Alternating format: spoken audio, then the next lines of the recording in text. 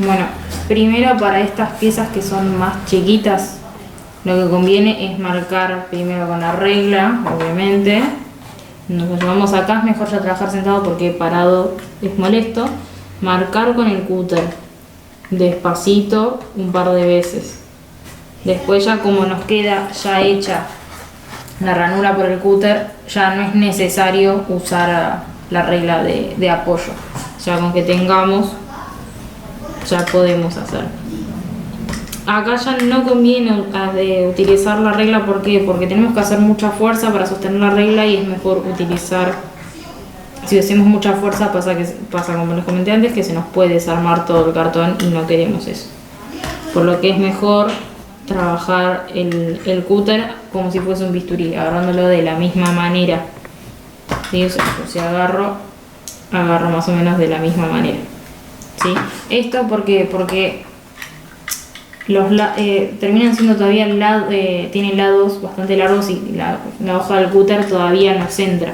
Pero después les voy a mostrar cómo para hacer un corte chiquito sí o sí necesitamos del bisturí o nos podemos ayudar muy poquito con el cúter. Ya marqué con el cúter los 4 bordes del calado que vamos a hacer. Ya está del otro lado, lo que tendría que hacer ahora con el bisturí es hacer el mismo procedimiento que acá, marcar las puntas también con mucho cuidado con el bisturí. El bisturí se puede agarrar como un lápiz, según como agarran ustedes el lápiz. O sea, para estos detalles no es necesario hacer tanta fuerza como cuando utilizamos el cúter para hacer cortes largos, por lo que se vuelve bastante sencillo utilizarlo.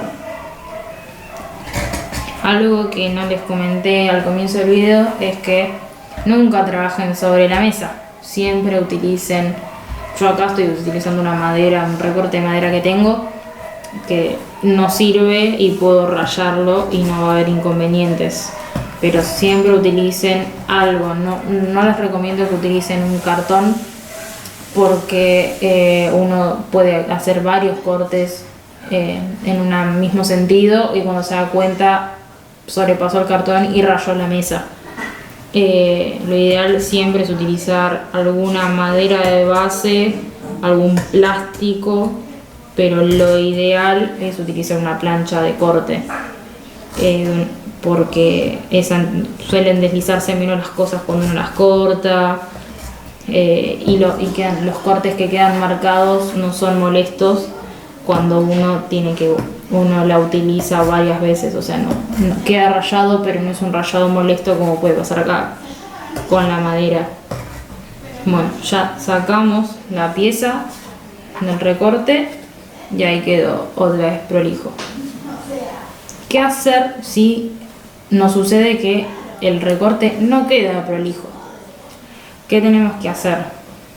Lo ideal es trabajar con el bisturí sin hacer fuerza y sacar la rebarba que se nos genera, solamente deslizando el cúter sin hacer fuerza, o el bisturí sin hacer fuerza. Lo ideal, a mí lo que me resulta más práctico es utilizarlo más en punta. ¿Para qué? Para que corte y no arrastre, porque si arrastra sucede que sigue estirando el material, entonces se nos va a seguir desarmando más. Lo ideal es utilizarlo más en punta y no hacer demasiada fuerza. Eso nos va a ayudar a que no se nos siga desarmando. Si vemos que después nos sigue quedando peludo, otra cosa que podemos hacer es agarrar una lija, la que nos sirva, ya les dije, 280 a 360, 240 y 360, más de eso no, porque ya es muy finito o muy grueso para el cartón.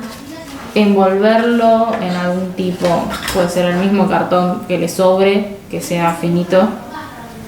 Lo envuelven siempre y cuando entre en este tipo de aberturas. Lo envuelven bien y lo pasan, ¿sí? Por esto.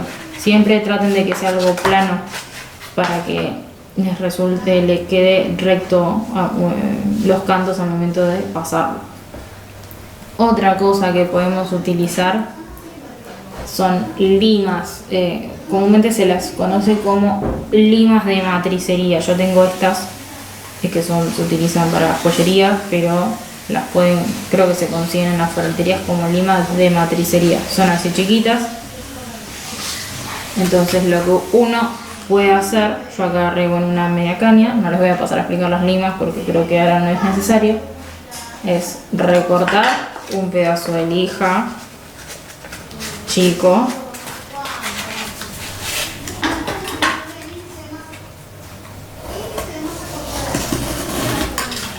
lo recortamos, agarramos la lima y envolvemos la lima en la lija. Vamos a utilizar esta que es recta.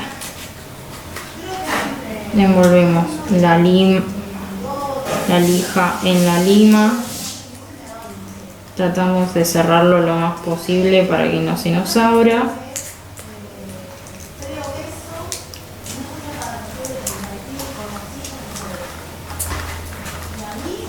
Y agarramos y deslizamos.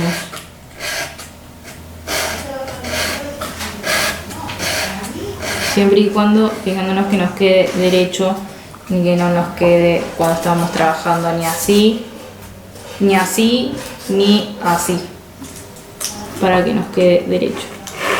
Bueno, a mí ya se me salió porque corté muy finita la banda de la lija, pero esa es otra manera de arreglarlo. Les voy a mostrar cómo hacer otro corte pequeño con bisturí para que puedan ver cómo recortarlo y que les quede prolijo. Yo estaba haciendo este recorte para que ustedes vean, para no filmar todo el recorte. Algo que suele suceder cuando uno hace cortes chicos con el bisturí es lo siguiente, o sea, no está todavía marcado del otro lado, sí está a penitas, se ve, pero ya no está recortado, no pasó hacia el otro lado del corte. ¿Qué suele suceder? Lo siguiente, se empiezan a desarmar las capas del cartón, se salen las caras que componen el cartón, así que no se asusten si les pasa eso, es algo normal. Seguimos trabajando con el bisturí para terminar de hacer los cortes. Este recorte, que ya es más chiquito, este de acá, va a quedar un poco más peludo que el anterior, por lo que vamos a hacer lo que les comenté antes. Con el bisturí vamos a eliminar la rebarba que nos queda, como les dije antes, con la punta, solamente pasando, no haciendo fuerza, porque si hacemos fuerza se va a seguir desarmando el cartón. Si quieren pueden girar la pieza y emparejar el corte que haya quedado mal del otro lado.